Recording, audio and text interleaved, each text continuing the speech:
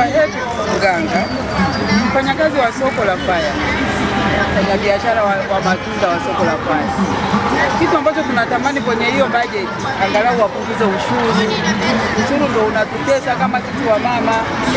Kwa sababu sasa fikiria, unaenda pale sokoni, unanunua tenga kama hili. Wakati unafunga wanakudai ushuru wa shilingi. Yaani pale ufageji wanakuambia shilingi safi 1000 kama tenga kama hili. Bado ikitoka kwenye ushuru nani tena pale unatenga kama 1, 2, 3 unadaiwa 3000. Sasa hapo uone kama inatukosti, kwa sababu ukishafika tena hapa ukija kupiga mahesabu ili umelinunua 1500. Ukija kulipigia mahesabu na yule ushuru na kila kitu unakuta umelinunua 1000. Je, ukija kumuuzia mtu kama ile 1000 au 2000 atakubali? Ni ile 1000 tunakuja kuuza.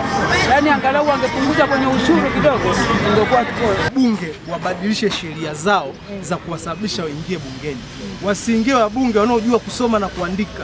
Waingie wabunge wenye elimu kubwa kuliko madereva wao. Yaani mimi nikiajiriwa dereva wa mbunge namzidi elimu. Mimi na form 4, mbunge amemaliza la 7. Sasa mimi ndio nilitakiwa niwe bungeni, sasa nikae nijadili bajeti ya nchi. Anajadili mtu ambaye eti kusoma na kuandika. Hiyo ni sahihi? Wabunge wawe na uchungu na nchi.